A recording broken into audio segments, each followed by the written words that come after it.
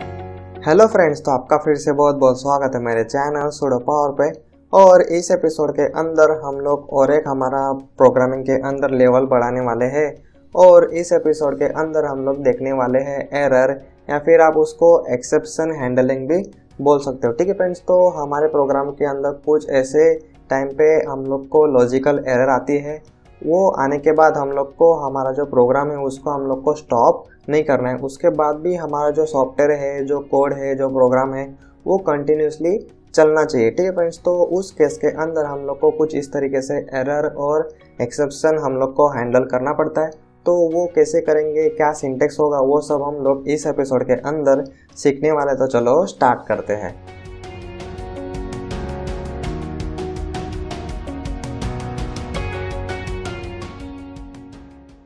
तो फ्रेंड्स, सबसे पहले हम लोग देख लेते हैं कि एरर क्या होता है। ठीक है फ्रेंड्स, तो दो तरीके की जनरल एरर आती है।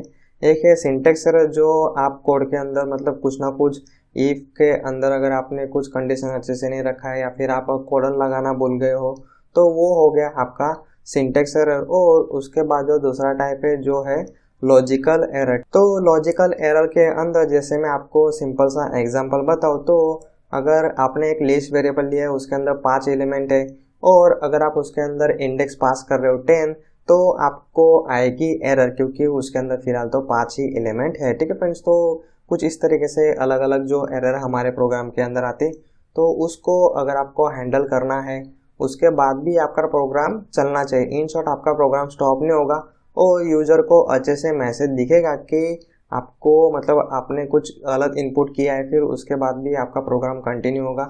तो उस केस में हम लोग कुछ इस तरीके से हमारे कोड के अंदर एक्सेप्शन डाल सकते हैं। ठीक है फ्रेंड्स, तो नेक्स्ट हम लोग देखते हैं एक्सेप्शन क्या चीज़ है। तो handle error and keep continue program. ठीक है फ्रेंड्स, तो सिंपल है, जो हमारा प्रोग्राम होता है उसको अगर आपको कंटिन्यू रखना है और आपकी जो भी एरर होगी वो आपको हैंडल करके यूज़र को अच्छे से आपको एरर मैसेज दिखाना है। तो उस केस में हम लोग एक्सेप्शन हैंडलिंग करते हैं, या फिर आप उसको बोल सकते हो एरर हैंडलिंग। तो मैंने यहाँ पे एक सिंपल सा जो एक्सेप्शन का जो सिंटेक्स है वो मैंने यहाँ पे लिखा है। तो आप यहाँ पे देख सकते हो, सबसे पहले आपको लिखना है ट्राई, उसके बाद आपको यहाँ पे लिखना है कॉलन, उसके बाद आपको इसके बीच में आपको जो भी कोड रखना है, मतलब आपको इन शॉर्ट जो भी कोड करना है वो इस ट्राई और एक्सेप्ट के बीच में आपको कोड करना है। ठीक है फ्रेंड्स, तो यहाँ पे अगर कुछ भी एरर आएगी तो आपका ये जो आपने लिखा है एक्सेप्ट, इसके बाद यहाँ पे आपको जो भी एरर हैंडल करना होगा उसका यहाँ पे आपको टाइप डिफाइन करना है। उसके बाद यहाँ पे एज, और यहाँ पे जो भी मतलब ये जो एक्सेप्शन है उसका इन शॉर्ट आपने सिंपल ऑब्जेक्ट बनाया ऐसा समझो।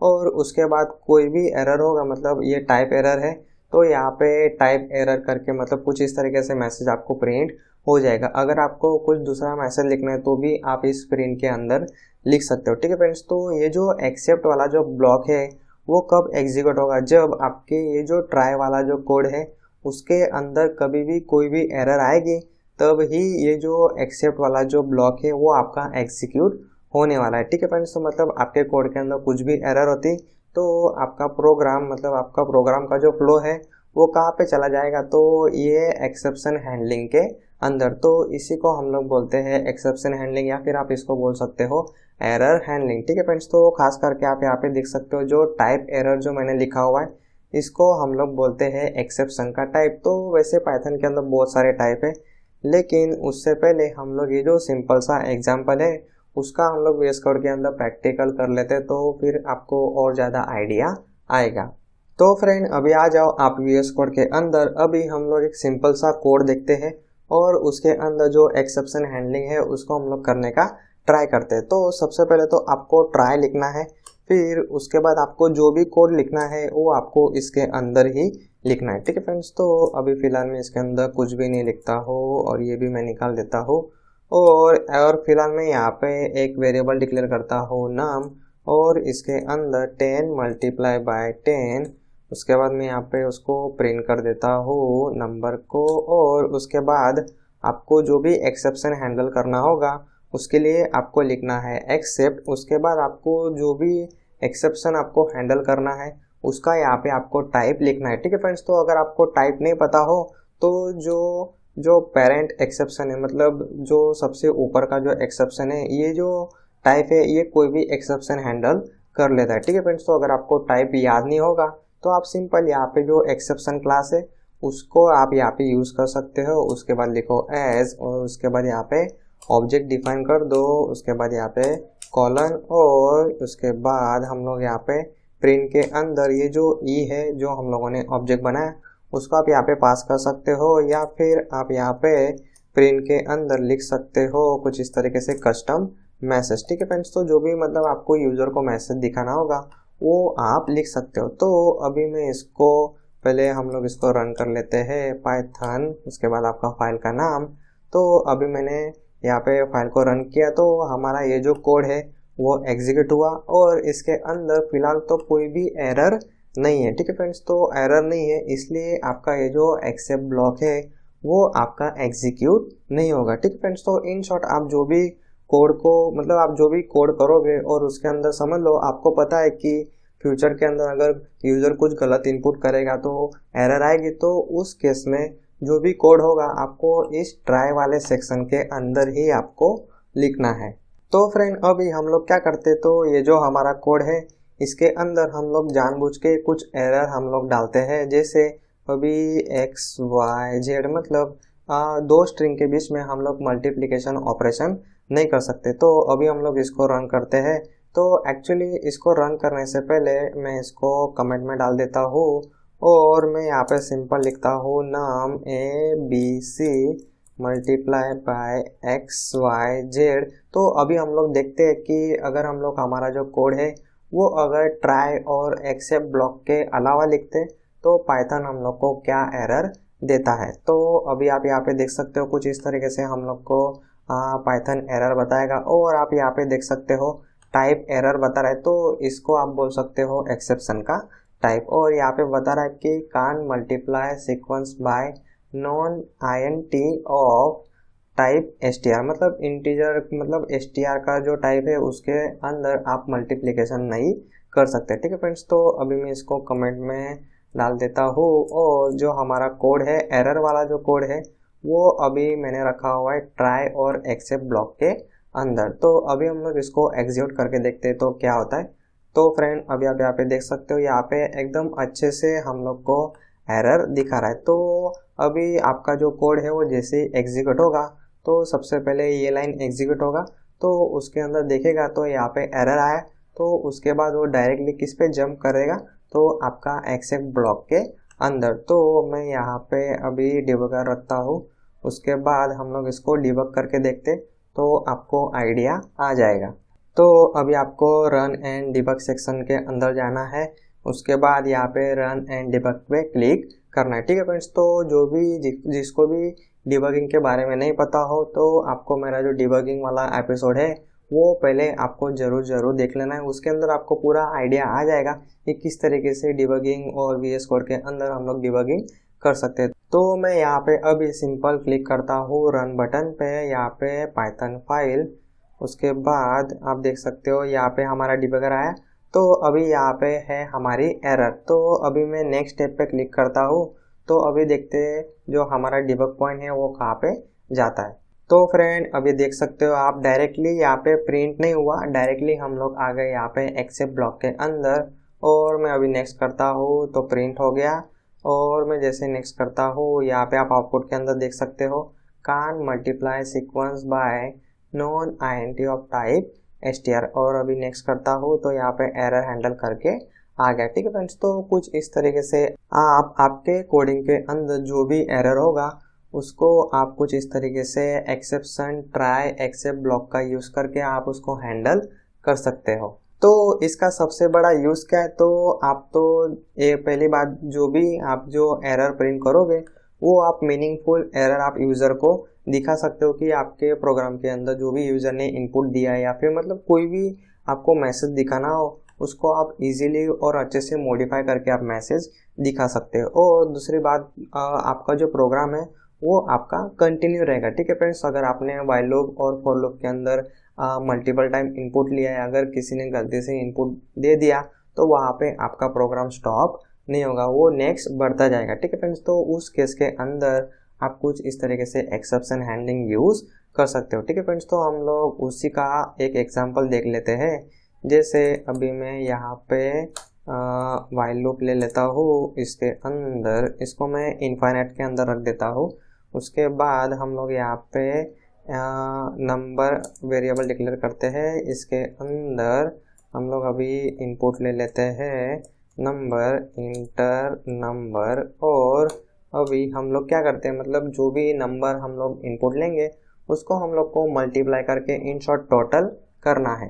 तो यहाँ पे मैं एक वेरिएबल ले लेता हूँ मल्टीप्लाई करके, उसके अंदर 1 और मल्टीप्लाई इक्वल टू मल्टीप्लाई, उसके बाद यहाँ पे मल्टीप्लाई का सिंबल, उसके बाद नंबर।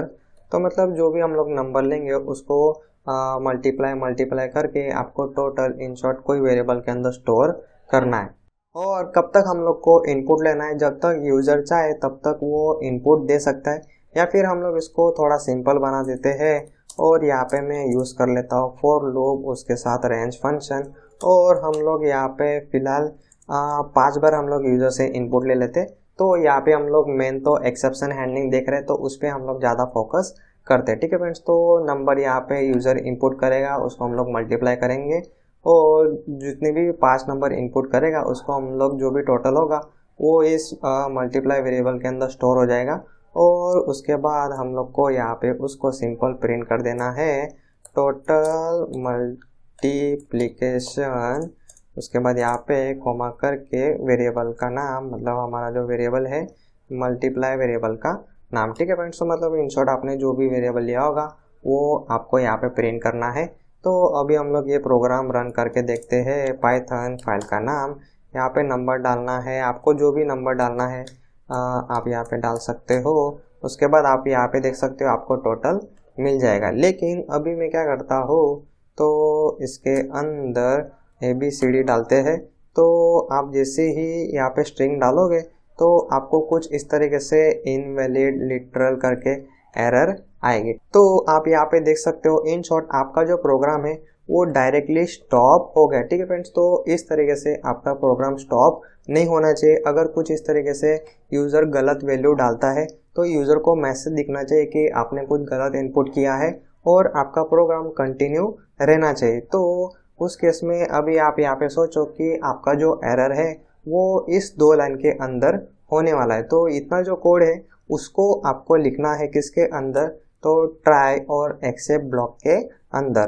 तो अभी ये जो 2 लाइन है उसको हम लोग ट्राई ब्लॉक के अंदर रख देते हैं। उसके बाद यहाँ पे एक्सेप्ट, और यहाँ पे हम लोग को बनाना पड़ेगा एक्सेप्शन का ऑब्जेक्ट, या फिर आप यहाँ पे देख सकते हो वैल्यू एरर करके एक्सेप्शन आ रहा है, उसका भी आप यहाँ पे ऑब्जेक्ट बना सकते हो। लेकिन हम लोग थोड़ा यहाँ पे कॉम्प्लेक्स नहीं बनाते और इसको हम लोग सिंपल रखते हैं और एक्सेप्शन का यहाँ पे ऑब्जेक्ट बना लेते हैं। और यहाँ पे प्रिंट के अंदर हम लोग सिंपल मैसेज डाल देंगे कि इनवैलिड इनपुट वैल्यू, और आप लिख सकते हो कि प्लीज़ एंटर नंबर। इस तरीके से आपको जो भी मैसेज डालना हो वो मैसेज आप इन शॉर्ट यहाँ पे डाल सकते हो। उसके बाद हम लोग फिर से प्रोग्राम रन करते हैं, और अभी मैंने यहाँ पे 2 डाला, फिर 3 डाला, और यहाँ पे गलती से मैंने स्ट्रिंग डाल दिया। तो अभी आप यहाँ पे देख सकते हो हमारा प्रोग्राम स्टॉप नहीं हुआ, प्रोग्राम अभी भी हमारा कंटिन्यू है, क्योंकि यहाँ पे सिंपल एक्सेप्शन हैंडल हुआ। उसके बाद फिर से वो हमारा प्रोग्राम का जो कंट्रोल है वो नेक्स्ट लूप पे चला गया। उसी तरीके से यहाँ पे 4, फिर 5, फिर यहाँ पे जितना भी मल्टीप्लिकेशन होगा वो हमारा आउटपुट के अंदर आ गया। ठीक है फ्रेंड्स, तो कुछ इस तरीके से आप आपके प्रोग्राम के अंदर आपको अगर एरर हैंडल करना है, या फिर आप बोल सकते हो अगर आपको एक्सेप्शन हैंडल करना है, तो कुछ इस तरीके से आप एक्सेप्शन हैंडल कर सकते हो।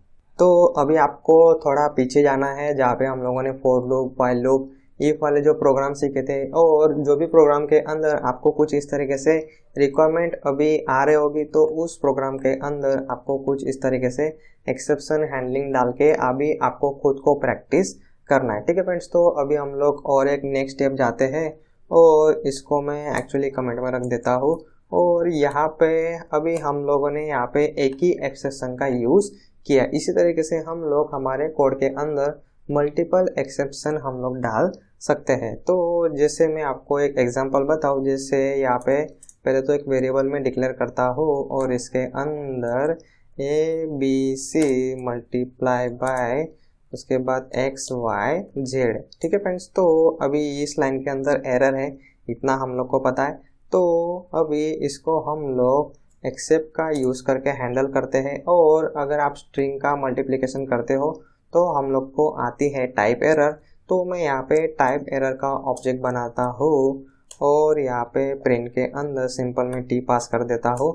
उसके बाद मैं यहाँ पे और एक एक्सेप्ट ब्लॉक लेता हूँ और इसके अंदर मैं ऑब्जेक्ट बनाता हूँ, जैसे जीरो डिवाइड एरर का मैं ऑब्जेक्ट यहाँ पे बना रहा हूँ। मतलब अगर आप कोई भी नंबर को जीरो से डिवाइड करोगे, मतलब वैसा तो आप इन शॉर्ट कर ही नहीं सकते, कोई भी नंबर को आप जीरो से डिवाइड नहीं कर सकते। तो वो क्या हुआ, आपका लॉजिकल एरर हुआ। तो उस केस को हैंडल करने के लिए आप फिर से यहाँ पे एक नया एक्सेप्शन बना सकते हो और उसको यहाँ पे प्रिंट कर दो जेड। उसके बाद समझो कि अगर आपके प्रोग्राम के अंदर और एक कोई एक्सेप्शन आने वाला है, जैसे यहाँ पे इंडेक्स एरर आपको आ सकता है अगर आपके पास मल्टीपल लिस्ट होगा और लिस्ट के बाहर अगर आप कोई वैल्यू एक्सेस कर रहे हो, इंडेक्स पास कर रहे हो, तो उस केस में इंडेक्स एरर भी आपको आ सकता है। तो वो आप यहाँ पे हैंडल कर सकते हो। इसके अंदर मैं पास कर देता हूँ आई। उसके बाद इन तीनों के अलावा अगर कोई दूसरा एक्सेप्शन आने वाला है जो हम लोग को पता ही नहीं है, तो उस केस में हम लोग एक्सेप्शन का ऑब्जेक्ट यहाँ पे बना देते हैं। यहाँ पे मैं प्रिंट कर देता हूँ ई। ठीक है फ्रेंड्स, तो अभी यहाँ पे इस कोड के अंदर हम लोग को आने वाला है टाइप एरर, तो वो जाएगा इस ब्लॉक के अंदर। बाकी के ब्लॉक वो सिंपल इग्नोर कर देगा क्योंकि अभी हम लोग को आने वाला है टाइप एरर। तो इसको हम लोग रन करते हैं।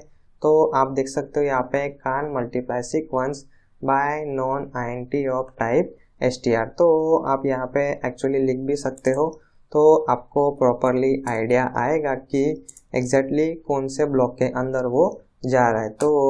तो आप यहाँ पे देख सकते हो टाइप एरर जो हम लोगों ने लिखा था वो आउटपुट के अंदर आ रहा है।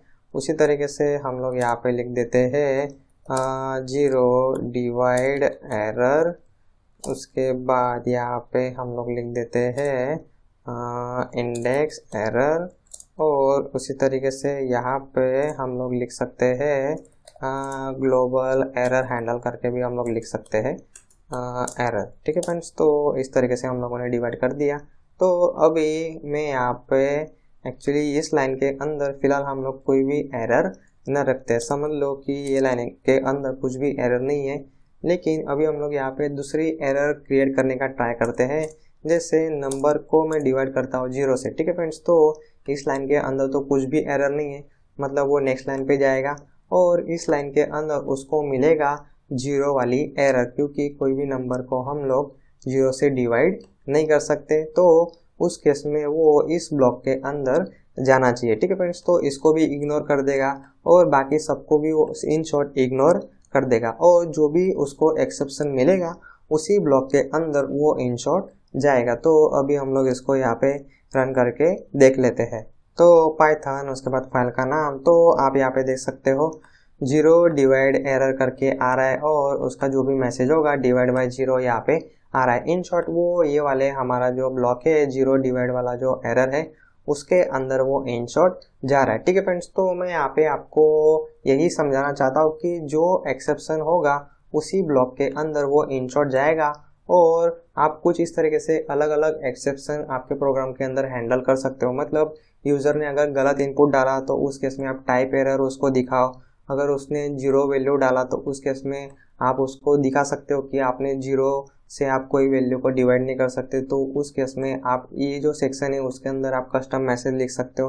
तो इस तरीके से हम लोग अलग अलग एरर हम लोग हैंडल कर सकते हैं। ठीक है फ्रेंड्स, तो इन शॉर्ट अलग अलग यहाँ पे मल्टीपल एक्सेप्शन हम लोग हमारे प्रोग्राम के अंदर, कोड के अंदर रख सकते हैं। तो फ्रेंड, कुछ इस तरीके से हम लोग पाइथन के अंदर एक्सेप्शन हैंडलिंग कर सकते हैं, जिसमें से हम लोगों ने टाइप एरर देखा, जीरो डिवाइड वाला एरर देखा, उसी तरीके से उसके अंदर सिंटेक्स एरर है और ऐसे बहुत सारे पाइथन के अंदर ऑलरेडी एक्सेप्शन बने हुए, उनको खाली हम लोग को यूज़ करना है। ठीक है फ्रेंड्स, तो जो पाइथन की वेबसाइट है आप यहाँ पे लिंक देख सकते हो और इसके अंदर जितने भी एक्सेप्शन है उसकी आपको इन शॉर्ट लिंक मतलब आपको लिस्ट मिल जाएगा और वहाँ से आप एक्सेप्शन के बारे में और ज़्यादा जान सकते हो। तो इस पर मैं क्लिक करता हूँ तो यहाँ पे पाइथन का वेब पेज ओपन हो गया और इसके अंदर आप देख सकते हो यहाँ पे बहुत सारे एक्सेप्शन है, एरिथमेटिक एरर, बफर एरर, उसके बाद assertion error, attribute error, end of file error, import error, index error, की एरर, मतलब जितने भी पाइथन के अंदर ऑलरेडी एक्सेप्शन बने हुए हैं, मतलब जो जनरली लॉजिकल एरर हम लोग को आती है उसकी यहाँ पे उन लोगों ने लिस्ट किया हुआ है। ठीक है फ्रेंड्स, तो इसका जो लिंक है वो मैं डिस्क्रिप्शन के अंदर डाल दूंगा, वहाँ से आप ले सकते हो, या फिर आप सिंपल गूगल पे लिखो पाइथन एक्सेप्शन लिस्ट तो भी आपको कोई ना कोई वेबसाइट पे लिस्ट मिल ही जाएगी।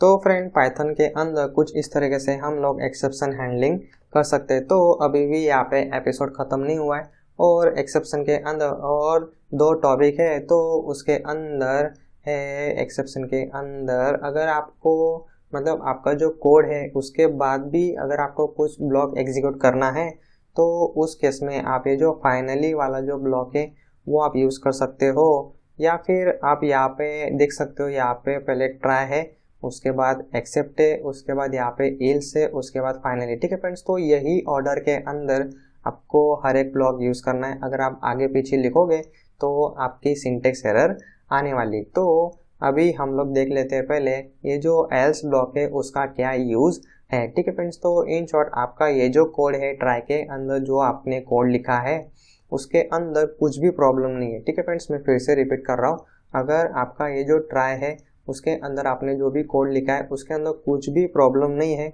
उसके बाद वो एक्सेप्ट के अंदर तो जाएगा नहीं, तो उसके बाद वो जाएगा एल्स ब्लॉक के अंदर। तो इन शॉर्ट अगर आपके कोड के अंदर कुछ भी एरर नहीं है उसके बाद आपको कुछ एग्जीक्यूट करवाना है तो वो जाएगा एल्स ब्लॉक के अंदर।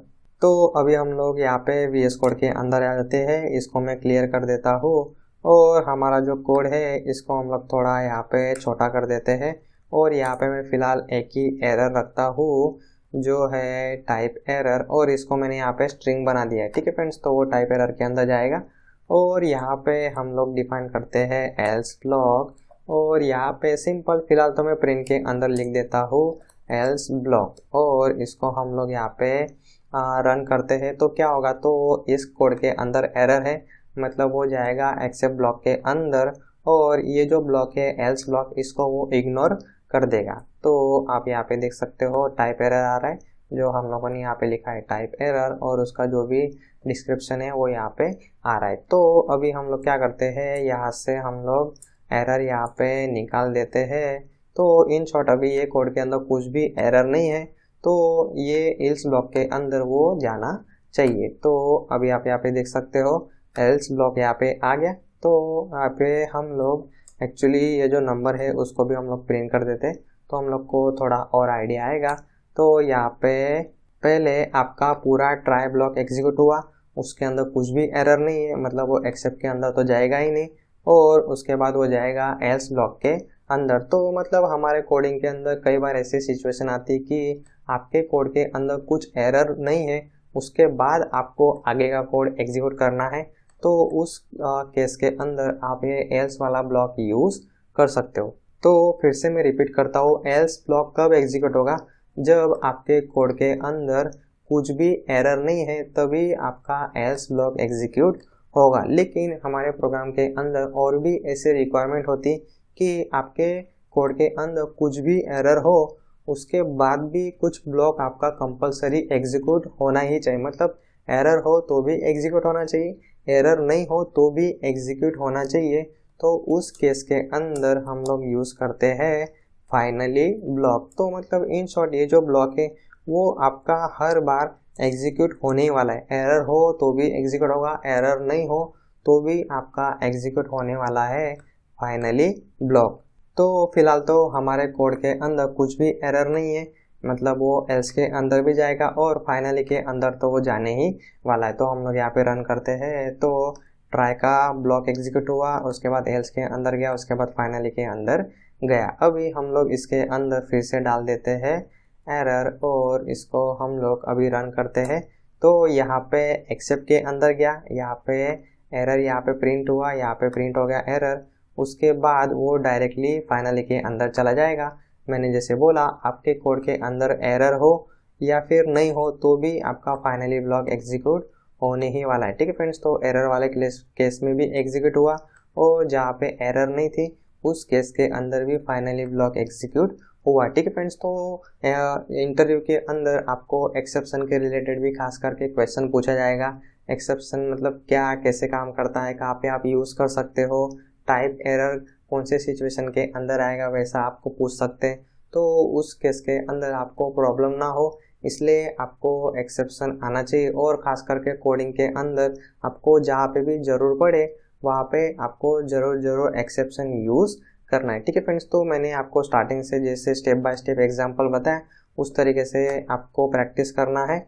और अगर आप मेरा एपिसोड एक बार देख रहे हो तो एटलीस्ट आपको 10 बार प्रैक्टिस करना ही करना है। ठीक है फ्रेंड्स, तो जो भी बिगिनर है, जो फर्स्ट टाइम मेरे चैनल से कोडिंग सीख रहे, खास करके उनके लिए मैं बोल रहा हूँ कि आपको प्रैक्टिस करना काफ़ी ज़रूरी है। ठीक है फ्रेंड्स, तो आप जितना ज़्यादा प्रैक्टिस करोगे उतना ही ज़्यादा आपको आइडिया आएगा कि किस तरीके से coding, programming, if, else, exception class वो सब चीज़ें काम करती, कैसे काम करती है, तभी आपको आइडिया आएगा जब आप डेली उसकी प्रैक्टिस करोगे। ठीक है फ्रेंड्स, तो डेली आपको 1 घंटा एटलीस्ट प्रैक्टिस करना ही करना है। और फ्रेंड, अगर मेरे एपिसोड आपको कुछ सीखने के लिए हेल्प कर रहा है तो ये दूसरों को भी हेल्प करेगा। इसलिए जितना हो सके उतना आपके फ्रेंड फैमिली के अंदर जिसको भी कोडिंग के अंदर इंटरेस्ट है, सॉफ्टवेयर डेवलपमेंट के अंदर इंटरेस्ट है, जिसको स्टार्टिंग से कोडिंग फ्री में सीखना है, तो उनके साथ आप ये मेरे सारे ट्यूटोरियल ज़रूर शेयर कर सकते हो। ठीक है फ्रेंड्स, तो एपिसोड 1 से मैंने काफ़ी बेसिक से स्टार्ट किया है, HTML, CSS, उसके बाद वेबसाइट डिज़ाइनिंग, उसके बाद पाइथन कोडिंग, सभी के सभी ट्यूटोरियल आप उनके साथ शेयर कर सकते हो। ठीक है फ्रेंड्स, तो फिलहाल के लिए इस एपिसोड में इतना ही। Thank you.